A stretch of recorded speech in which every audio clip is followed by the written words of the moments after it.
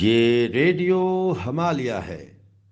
آج جولائی 2022 کی 5 تاریخ اور ہمارے اسٹوڈیو کی گھڑیوں میں شام کے 4 بجا چاہتے ہیں۔ اب آپ ڈاکٹر امجد ایوب مرزا سے خبریں سنیے۔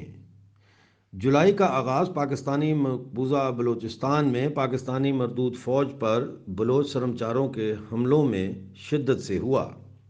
پاکستانی مقبوضہ بلوچستان میں 3 جولائی کو شام 4 بجے ضلع کیچ کی تحصیل بلیدہ کے علاقے میں بلوچستان لبریشن فرنٹ کے سرمچاروں کا پاکستانی مردود فوج کی پیٹرول ٹیم سے سامنا ہو گیا، جس کے بعد دونوں کے درمیان جھڑپ ہوئی۔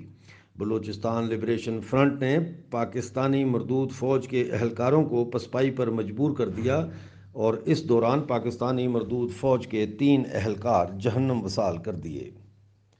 بلوچستان لبریشن آرمی کے ترجمان آزاد بلوچ نے بتایا کہ 1 جولائی کو سپہر 3 بجے بلوچستان لبریشن آرمی کے سرمچاروں نے پاکستانی مقبوضہ بلوچستان کے علاقے شاہرگ میں پاکستانی فوجی چوکیوں پر حملہ کر کے 2 پاکستانی مردود فوجی جہنم وصال کر دیے ہیں۔ بلوچستان لبریشن آرمی نے بولان میں نودگہار میں پاکستانی مردود فوجی پوسٹ پر حملہ کر کے پاکستانی مردود فوج کے 2 اہلکار جہنم وصال کر دیے ہیں۔ بلوچستان لبریشن فرنٹ کے سرمچاروں نے 2 جولائی کو ضلع کیچ کے علاقے میں دوپہر 12:30 بجے پاکستانی فوجی قافلے پر حملہ کر کے 2 لینڈ کروزرز اور 1 ویگو گاڑی تباہ کر دی۔ حملے میں 2 پاکستانی مردود فوجی اہلکار جہنم وصال کیے گئے جبکہ متعدد زخمی ہوئے۔ اس دوران پاکستانی مردود فوج کے گن شپ ہیلی کاپٹرز پہنچ گئے لیکن سرمچار بحفاظت اپنے ٹھکانوں پر لوٹ گئے۔ 1 جولائی کو بلوچستان ریپبلکن گارڈز نے ڈیرہ مراد جمالی میں زیر تعمیر فوجی کنٹونمنٹ کے مین گیٹ پر بارودی مواد لگا کر ریموٹ کنٹرول بم سے اسے نشانہ بنایا، جس کے نتیجے میں مرکزی گیٹ تباہ ہو گیا اور ڈیوٹی پر حاضر مردود فوجی زخمی ہو گئے۔ دھماکے کے بعد زیر تعمیر چھاؤنی میں بھگدڑ مچ گئی اور سپاہی اپنی بیرکوں سے انڈر ویئرز اور بنیانیں پہنے ہڑبڑاہٹ میں ادھر ادھر بھاگنا شروع ہو گئے اور اپنی بندوقیں ساتھ لینا بھول گئے۔ اسی ہڑبڑاہٹ کا فائدہ اٹھاتے ہوئے سرمچار وہاں سے نکل گئے اور بحفاظت اپنے ٹھکانوں پر پہنچ گئے۔ بلوچستان لبریشن آرمی کے ترجمان آزاد بلوچ نے بتایا کہ 29 جون کو بلوچستان لبریشن آرمی کے سرمچاروں نے کیچ میں زمران کے علاقے ابدوئی میں پاکستانی مردود فوج کے ایک قافلے پر حملہ کر کے 4 مردود فوجی جہنم وصال کر دیے۔ اس سے پہلے 26 جون کو زمران کے علاقے ابدوئی میں پاکستانی مردود فوج پر حملہ کر کے BLA نے 1 مردود پاکستانی فوجی کو جہنم وصال کیا ہے۔ پاکستانی مقبوضہ گلگت بلتستان کے علاقے ہنزا میں ناصر آباد میں 4 دن سے دھرنا جاری ہے اور شاہراہ قراقرم یعنی سی پیک روٹ آج 4 دن سے بند پڑی ہے۔ مظاہرین کا مطالبہ ہے کہ 1982 میں ماربل کی لیز عوام کی ملکیت تھی جو 2004 میں اوور لیپ کر کے ایک غیر مقامی سرمایہ دار مہمند دادا کو دی گئی۔ 2004 سے اب تک مقامی عمائدین نے تمام اداروں کے دروازے کھٹکھٹائے لیکن کسی نے ان کی نہیں سنی۔ مظاہرین کا کہنا ہے کہ مہمند دادا اثر رسوخ رکھتا ہے جس کی وجہ سے ماربل کی لیز واپس گاؤں کے نام منتقل نہیں ہو رہی۔ مظاہرین سے خطاب کرتے ہوئے مقررین نے کہا کہ جب ہم گلگت بلتستان کے مسائل کے حوالے سے کوئی بات پاکستان سے کرتے ہیں تو پاکستان کہتا ہے کہ آپ متنازع علاقہ ہیں، لیکن ہماری معدنیات، سونا چاندی اور دیگر قدرتی وسائل پر قبضہ کرتے وقت وہ اس متنازع حیثیت کو کیوں نظر انداز کر دیتے ہیں؟ گزشتہ روز پاکستانی مقبوضہ بلوچستان کے معروف عوامی رہنما بابا جان نے دھرنے سے خطاب کرتے ہوئے کہا کہ پاکستانی سرکار ایک سرمایہ دار کو نوازنے کے لیے ہنزا کے 10,000 لوگوں کا معاشی قتل عام کرنا چاہتی ہے۔ بابا جان نے کہا کہ مہمان دادا کو دی جانے والی ماربل مائننگ لیز فوری طور پر منسوخ کی جائے۔ ریڈیو ہمالیہ سے بات کرتے ہوئے مظاہرین نے کہا کہ یہ لیز منسوخ نہ کی گئی تو یہ احتجاج نہ صرف پورے ہنزا میں بلکہ نگر تک پھیل جائے گا۔ پاکستانی مقبوضہ گلگت بلتستان میں گلگت سٹی میں 15 سال سے جیلوں میں قید 13 شیعہ سیاسی قیدیوں کی رہائی کے لیے دیا گیا دھرنا 7ویں دن میں داخل ہو گیا ہے۔ یہ دھرنا گلگت شہر کے مختلف معاف کیجیے گا، یہ دھرنا گلگت شہر میں مختلف مقامات پر دیا گیا ہے، جس کی وجہ سے پورا شہر جام ہو گیا ہے۔ مظاہرین نے کہا کہ قیدیوں کی رہائی تک وہ گھروں کو نہیں لوٹیں گے۔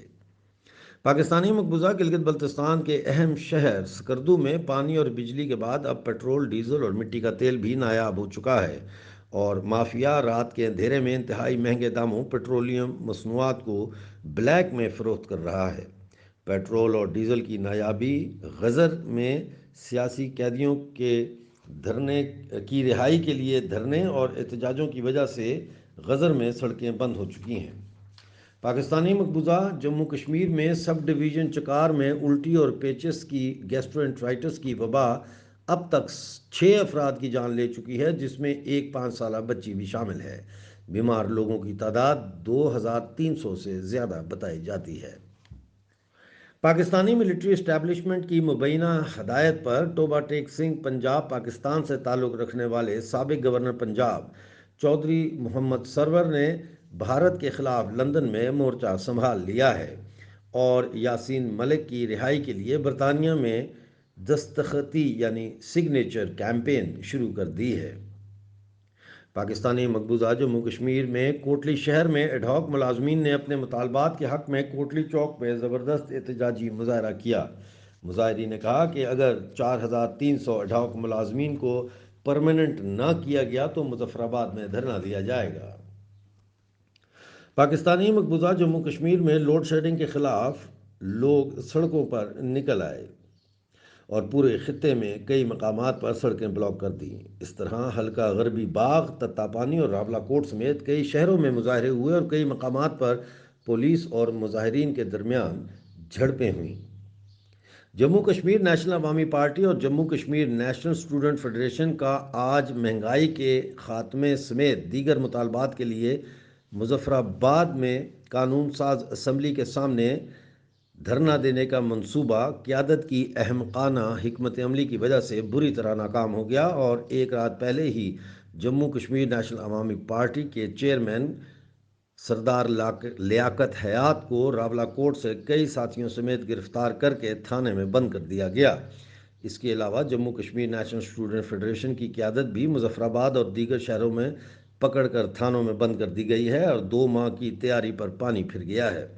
ریڈیو ہمالیہ کے تجزیہ نگاروں نے کہا ہے کہ اس وقت پوری حکمت عملی سے یوں لگتا ہے کہ جموں کشمیر نیشنل عوامی پارٹی کی قیادت مظفر آباد میں دھرنا دینے میں سنجیدہ نہیں تھی اور خود کو گرفتاری سے بچانے کے لیے کوئی پلان بی تشکیل نہیں دیا گیا تھا۔ انہوں نے کہا کہ اس طرح کی ناکام حکمت عملی نوجوانوں میں مایوسی اور سیاسی عمل سے بیگانگی کے احساس کو فروغ دینے کے سوا اور کچھ نتیجہ نہیں دے سکتی۔ جموں کشمیر نیشنل کانفرنس کے صدر ڈاکٹر فاروق عبداللہ نے کہا ہے کہ